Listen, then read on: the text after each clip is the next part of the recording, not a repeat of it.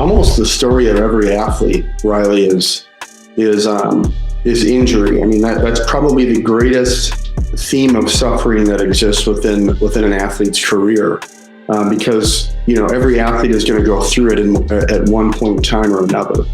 Yep. And so how do you get through it? It's fun to see the fruit of it, right? It's fun to look back and go, wow, that was a trip. That was a roller coaster, but it was so worth it. And for those that are even in that, call it the bottom right now, how would you inspire them to continue to know that it is worth it? Well, I think it comes down to priorities. Tony Dungy made it very clear what his priorities were as a Hall of Fame coach, and that was faith first, family second, football third, right? And so if your life is prioritized around that, the desired outcomes change. And remind yourself that what is more important to the Lord is that you're pursuing, all of the teachings that He's designed for you in order for you to experience true joy and hope in your life, which doesn't come from the world.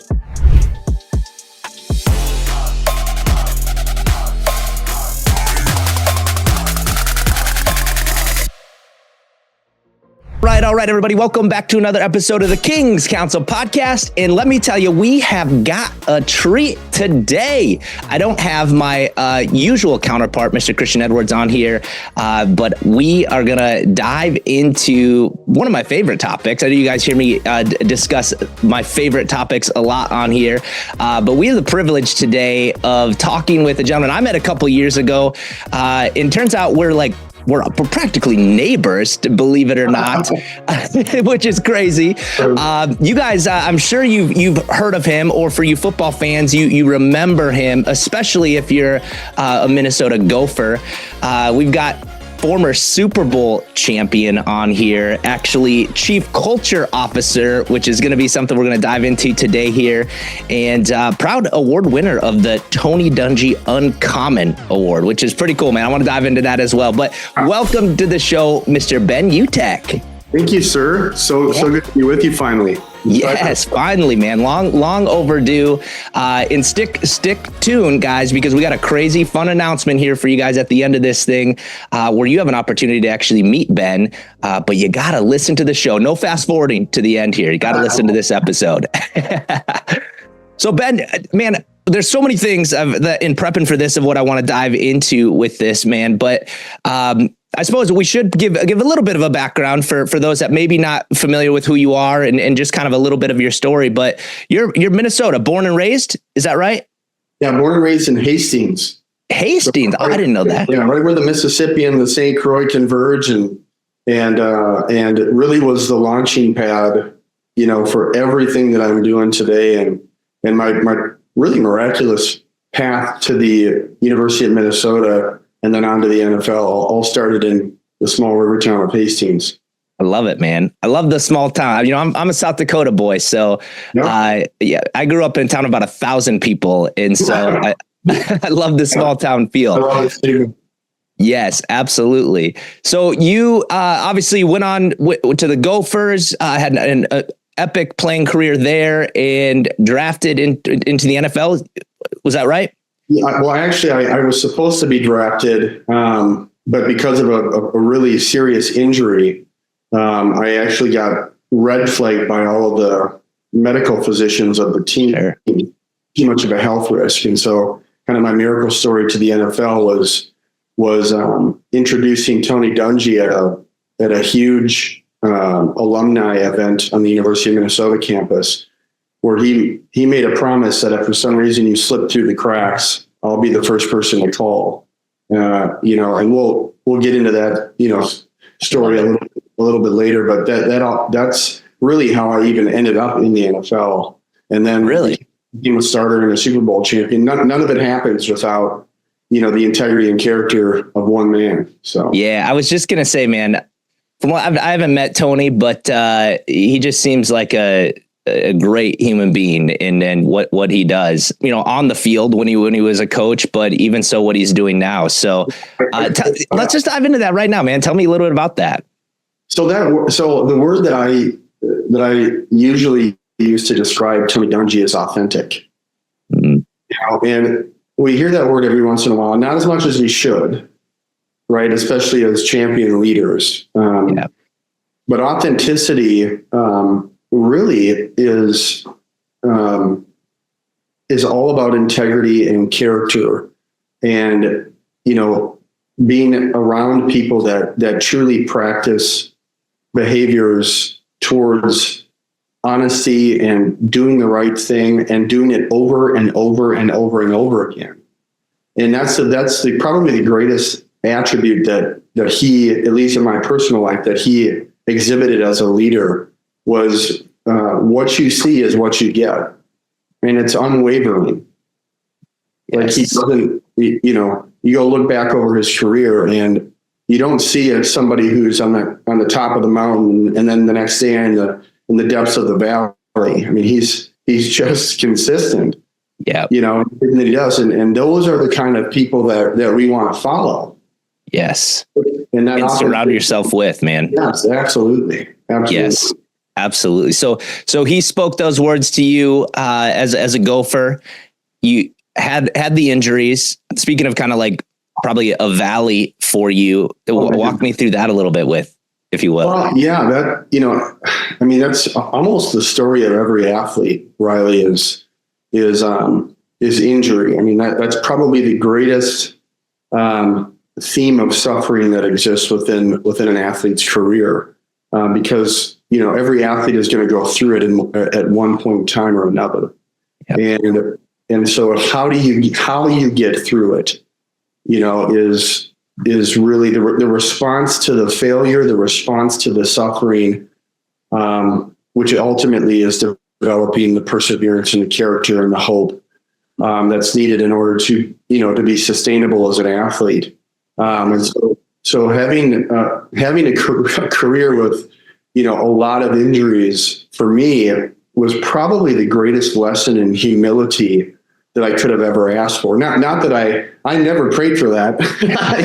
Of course. Not like I didn't want my own Paul's thorn in my side, but the Lord, I believe, knew that in order to keep me grounded, he at times needed to remind me of what matters the most. And it's not the outcome of a game, right? It's not a big ring that I get to put on my finger for special events. It's really the working out of my salvation in every area of my life, as a husband, as a father, as a business leader, and as an athlete.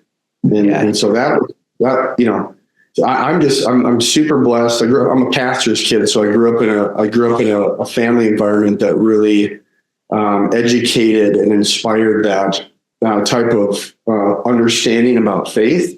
Yep. And so I was fortunate to understand where I needed to go when I was in the valley, and it wasn't always perfect. I mean, my prodigal years were those first 2 or 3 years in college where, it was easy to give into the world and to run into the embrace of the world's arms. And so those injuries were essential for me to face in order to, really find my way back to, to really healthy soil and the ability to grow out of that. Yeah. That's good. Yes. Sometimes we got to excavate before we elevate. And thank God he allows us to grow through those challenges and situations. But it does come back to, are we going to persevere, right? Are we going to actually run to God during those times? Which we have two choices during those times when we're like, call it all hell breaking loose. For your life, you probably had a picture perfect path of where you were going, what you were going to do. And then all of a sudden it's like, oh, what do I do here? Right. No. And it's a pivotal moment in time for people to make that decision, a faith decision of, ultimately running towards the Lord versus the opposite. Oh, that's a total surrender of the world, right? One of Tony's, I think his life verse is, what would it gain a man to, get the whole world and forfeit his soul. Yeah. And so, these are the kinds of scripture verses that are really challenging to us as believers, because it goes against every fiber, of our natural being, right? Blessed is the man who perseveres under trials, for when he has withstood the test, he will receive the crown of life, right? Rejoice when you're going through trials of many kinds, right? Because the test of faith produces. And it's like, wait, what? We're supposed to rejoice? Right. When we have an injury, or when we're struggling with depression, or when we're, when we've lost our financial structure, and that's where Jesus is such a paradox, a beautiful paradox, always reminding us that all that matters to him is the process in which we are pursuing him. Yeah. And if we can live in those moments and just serve him and be obedient in those moments, trusting that that his favor and that his blessing will be upon our lives. And that's, by no means is that easy, but it is a goal. Yes, absolutely. I love that. I love the kingdom, man, because it's upside down compared to what the world will tell. It's like, rejoice in those trials. It's like, how is that even possible? But it is if we actually are pursuing, seeking first the kingdom and his righteousness, we know everything else is going to be taken care of for us. Hey, what's up, guys? Riley Meek here. If you've ever felt like your life is just not quite where you want to be, whether it's your relationships, your business, or maybe it's your personal growth, I'm here to tell you that you have more control than you think. We believe that you have the power to become the CEO of your own life. Just like a CEO has control over their company, you have the power to direct your own life, to live a life by design and not default.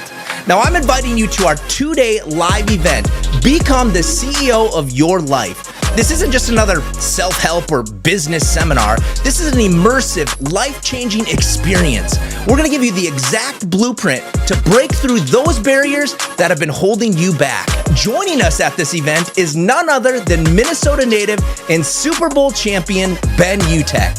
Ben's journey is nothing short of inspiring. From the NFL to becoming a best-selling author and motivational speaker, he is a man who knows how to take control and execute at the highest levels. Now, I've personally built and scaled 8 separate companies to 7 and 8 figures, each of them within 1 year. But here's what I've learned, guys. Money's not everything. It's about operating in excellence in all areas of your life, mentally, emotionally, physically, spiritually, and financially. And at this event, we are going to show you how. You're going to get to network with high-performance individuals, business owners, CEOs, and entrepreneurs who really share one thing in common: a burning desire for more. Seats are limited and this will sell out. So if you're ready to level up, grab your ticket today and take control. Life's about choices, so make the choice to transform your life today. I can't wait to see you there. It's fun to see the fruit of it, right? It's fun to look back and go, wow, that was a trip. That was a roller coaster, but it was so worth it. And for those that are even in that, call it the bottom right now, they're climbing up, they're in training to, but what would you even encourage them, or how would you inspire them to continue to know that it is worth it? Well, I think it comes down to priorities. Tony Dungy made it very clear what his priorities were as a Hall of Fame coach, and that was faith first, family second, football third, right? And so if your life is prioritized around that, then the desired outcomes change.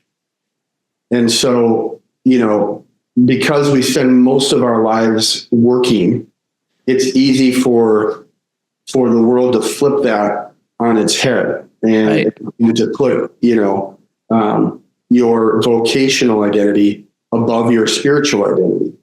And so I would just encourage, all of you that are going through those times, and I go through those times almost on a weekly basis, right? And so it's a constant reminder of where your identity is.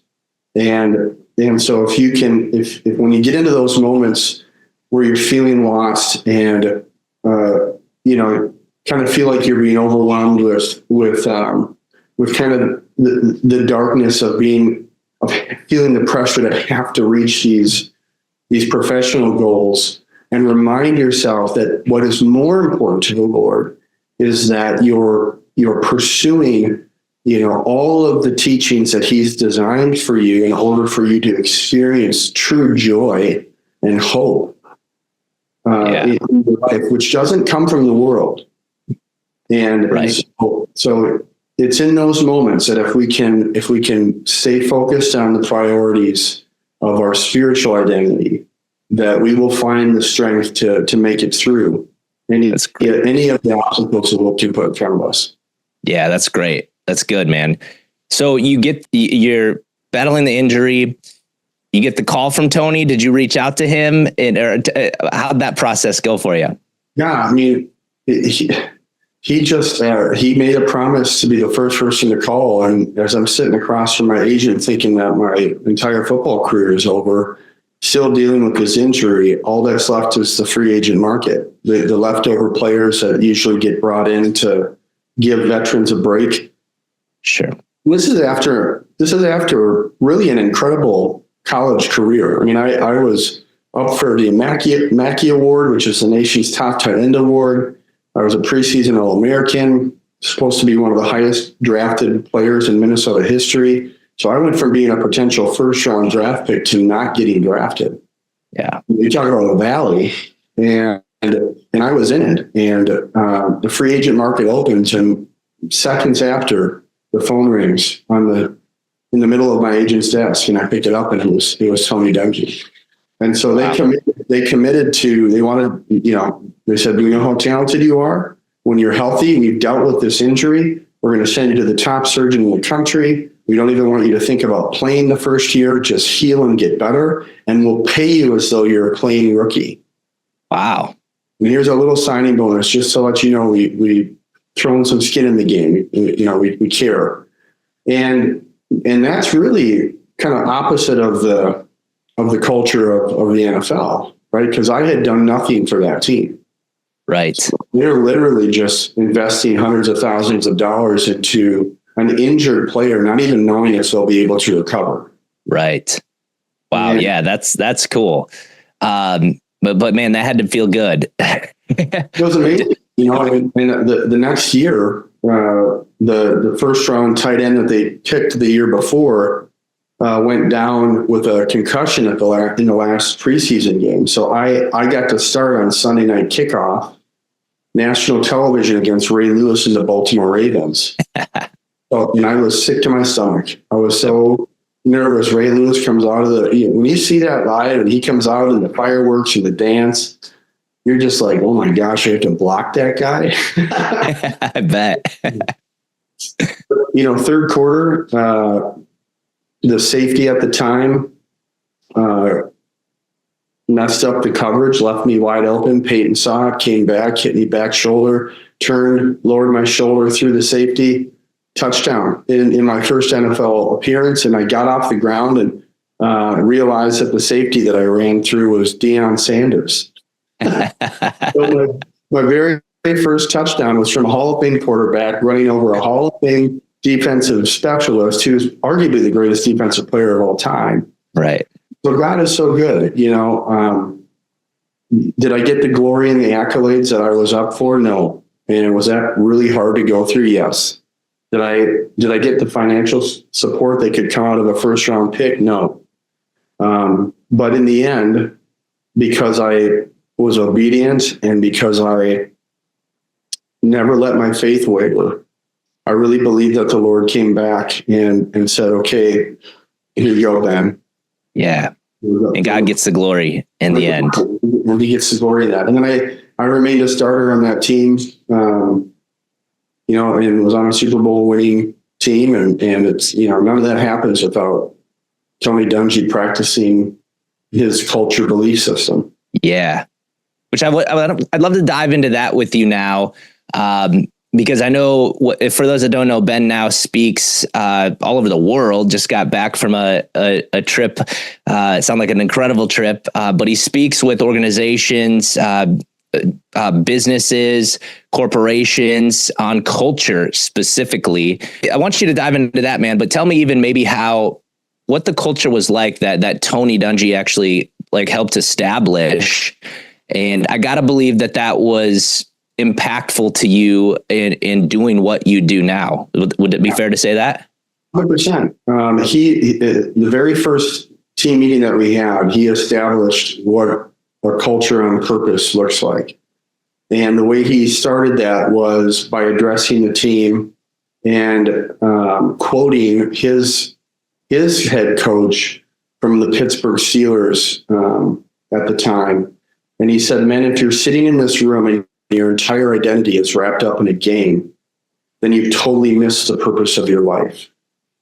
And that's the first words out of an NFL coach's mouth to start a season. It had nothing to do with football. It had everything to do with your identity as a human being, right? And so he really set the bar high. And what I learned, Riley, being on that championship team, was that culture does not have to be subjective.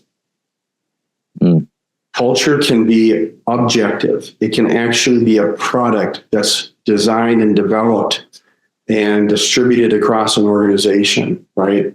That the check in the box process that every organization goes through, mission, vision, values, is not enough, right?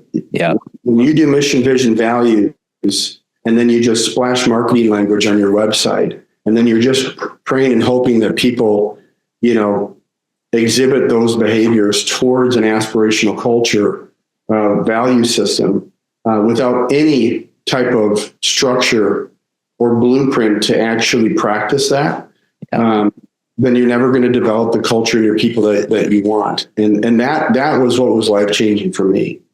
So when I retired and I started speaking, which was my degree, and being a pastor's kid, I fell in love watching my dad use words to positively transform people. And I said, I got to do that. Yeah. And so the question was, well, what's my story? And I couldn't get past just how profound the culture movement that Dungy created was through servant leadership. And so I just sold out to that. And that's how I got into this HR space and just haven't looked back. Yes. I love that. So you mentioned, mission, vision, values.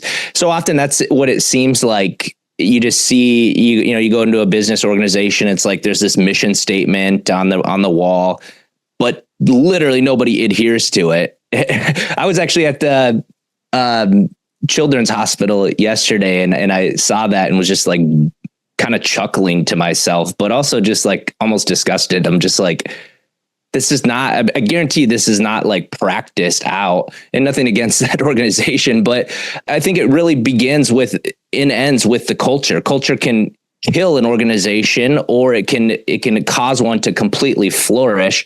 But it starts with top down, right? Like, hey, are we actually instilling these? Are we empowering those to walk these, mission, vision, and ultimately that purpose out, more of like an MVP framework here? And I imagine that's somewhat of what you kind of go into when speaking to these organizations, or is that accurate? Yeah. So the rule is you're always going to have a culture by design or default. It's just objective, absolute truth. You will always have a culture by design or default, because culture comes out of the beliefs and behaviors of a community. And so if you can have one by design, why would you not design it?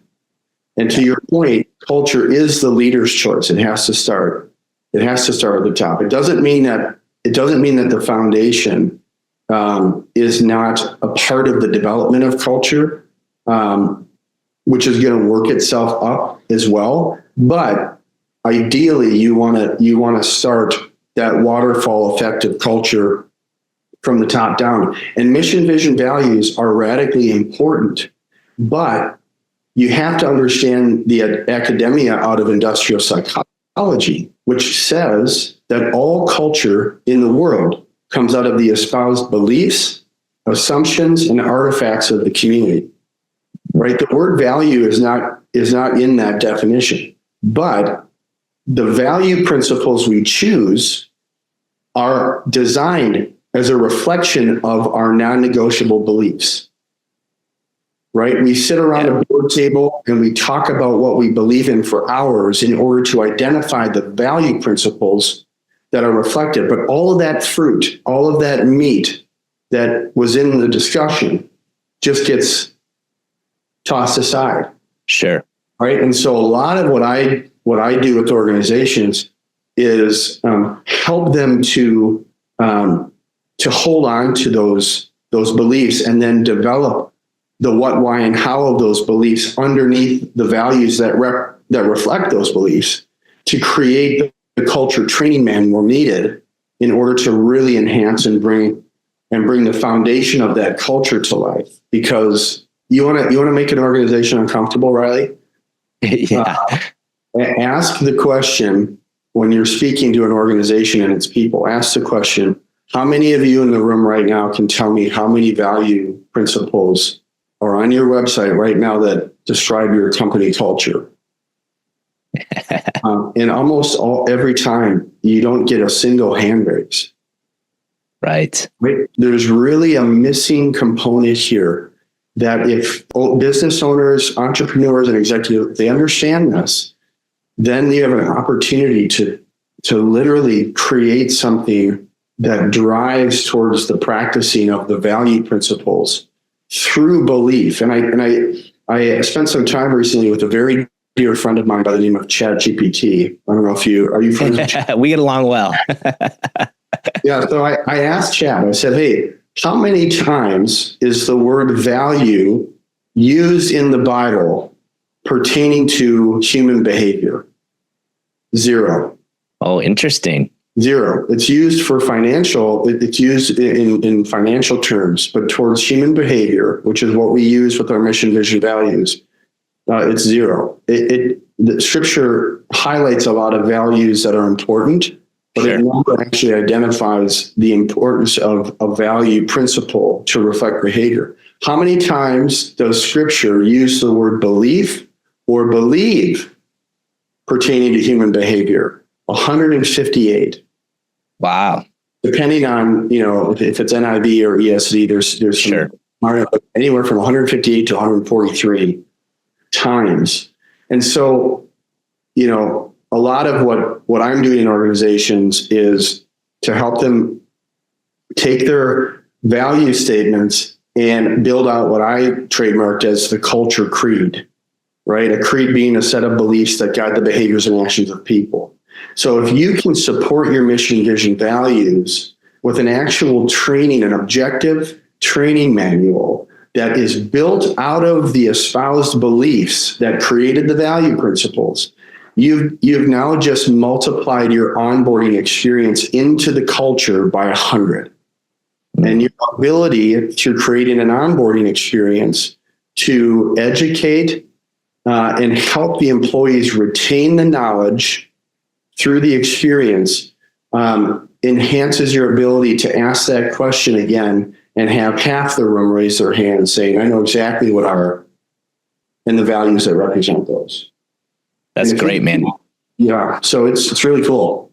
Yeah. So you don't just speak, you actually apply or help to instill this into an organization. Yes. Yeah. So because good. I think that, when you look at everything that I've kind of built has really come out of the 3-year ministry of Christ. And so when you look at how, Christ had really created the greatest scalable belief system the world's ever seen, right? 1 to 12 to 2.6 billion. Yeah. It only happens through a movement, and the movement only is sustained through discipleship. And if you take a look at that blueprint in the book of Luke, it says Jesus chooses his disciples. So talent acquisition was a part of Jesus's model. Right. And after he hired the right people, after he chose the 12, he began to develop the 12. Right? What did he do after he developed the 12? He would send them out. Yeah.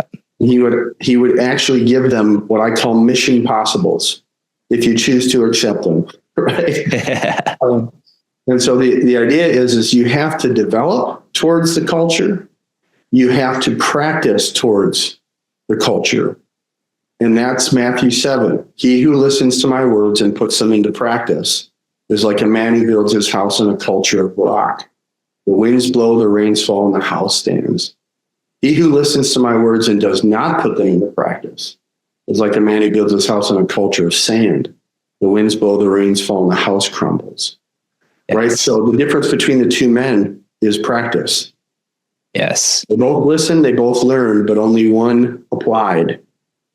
Yes. Right? So that is where you get into the, for me, it was just like, it was so obvious, but yet at the same time, so challenging. But when you can start to apply some of those principles into your culture development, and here's the other thing, Riley. Culture is about pebbles. It's not about boulders. Mm.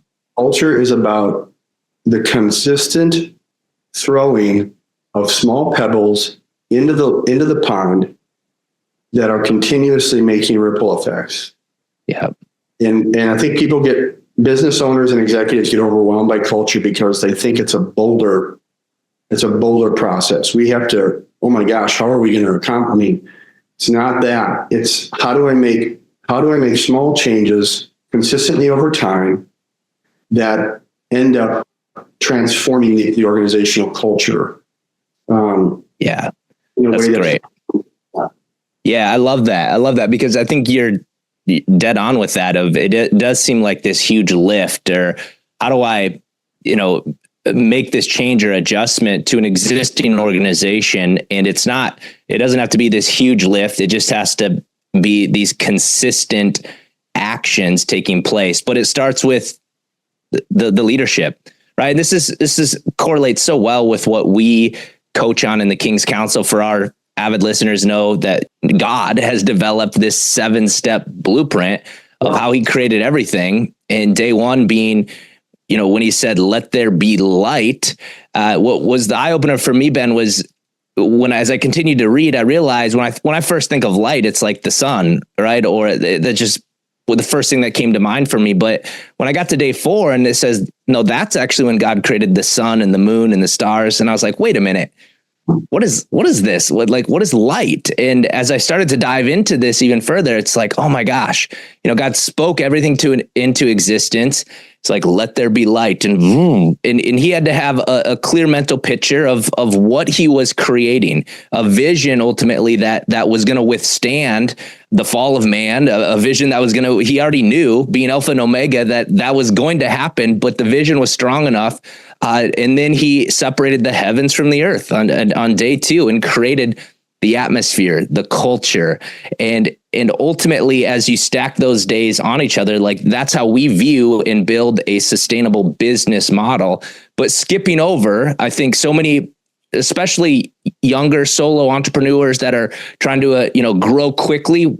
I was a main example of this, of rushing to like momentum and sales and marketing. Yes, that's all great, but if you haven't established the culture in the organization, you are building on a house of cards, right? Well, you're building on sand. We can cruise over this so quickly as believers, but the foundational importance of a team comes out of the first chapter of Genesis. Because remember who was with God during the creation, right? It's a pluralistic, the Trinity is a part of the creation as the Spirit hovers over the water. And yes. Right, and so from the very beginning, we get this glimpse into, even from God's infinite perspective that we can't ever fathom as humans, he was doing all of this with a team. And a team is going to be used in order to establish the greatest culture system the world's ever seen. Right? Yes. And that, exactly. And so it's like, there's just that's just mind blowing in and of itself, right? Yeah, it really is, man. I mean, I've read so many books, so many different gurus out there, but brother, there's like nothing as as good as the Bible, right? It literally is our instructional manual on how to just do life. It's not a story of like what happened, but it's a story of what always happens if we adhere to these principles and processes that God lays out for us. But you have to look at it. You have to be seeking those things as you're reading scripture, and then it becomes understandable to us, and then we actually start to apply it. So, and that only happens if we choose to believe. Okay, there are many people that heard Jesus teaching that valued what he had to say, but walked away on the choice to believe that he was the Messiah. Yes. So everything that has to happen in the creation of sustainable, healthy organization culture must come through the inspirational nature of intrinsic beliefs that connect all human beings, right? And so, it's one thing that I'm really try to impart, and not to look at that as a overly philosophical, platform, because as humans, when we care about something deeply, like if you're talking about religion, if you're talking about politics, if you're talking about family, what do you usually say? Well, I believe that. Sure. But I believe that we naturally as humans, we just, that's how we respond to the things that we care the most about. And so we can't lose sight of that. And so the values are essential because they represent the beliefs, but the beliefs are foundational, because when you can create a culture where your employees say, yes, that is exactly what I believe in as well. Now you've inspired the movement. Now they'll actually care more about the values. Now they'll be open to being developed towards those values. Yeah. And then see their culture as something that's actually a positive influence in their life. And then they'll give you all the commitment that they have, and they'll be loyal and they'll be devoted to doing the work because they actually value and respect the organization. Yeah. Which really, it makes me even think just of what you've helped build here, construct, because sometimes, we have people a part of our community that, have multiple employees, and, they're not all believers. Right. And so how do we instill that?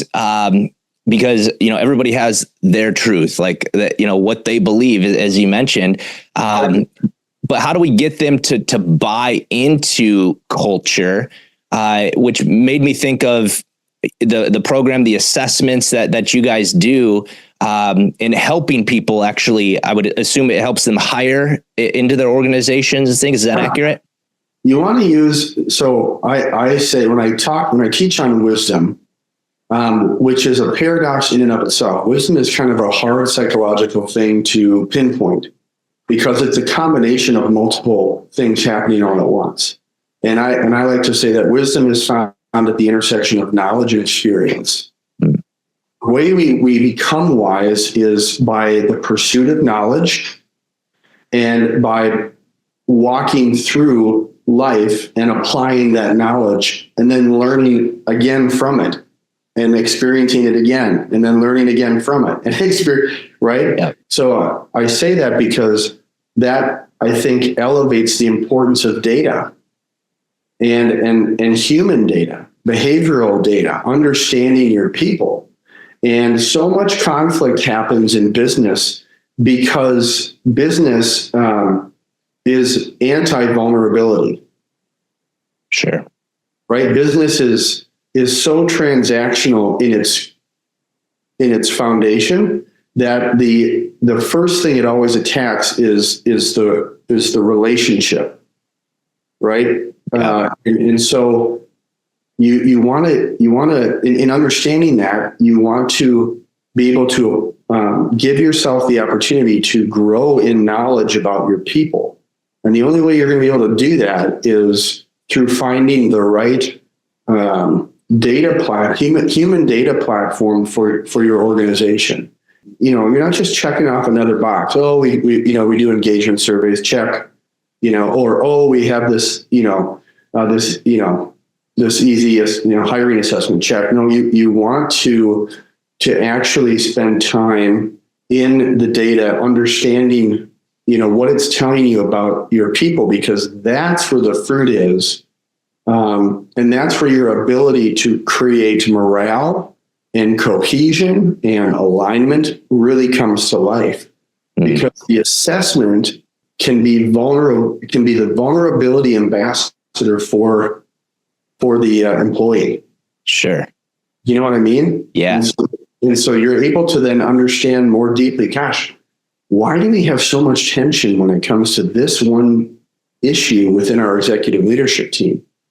Well, when you have that data, the answers to solving those conflicts comes to life, and you're able to go, wow, I had no idea that half the team was high criticality and half the team is low criticality, which means half the team is naturally gifted in their ability to evaluate, right? Which is really important, but sometimes they come across as judgmental and overly assertive. Where the low critical person is somebody who is more tolerant. They prefer reward to punishment. They're just naturally even more compassionate, right? And so, but you'd never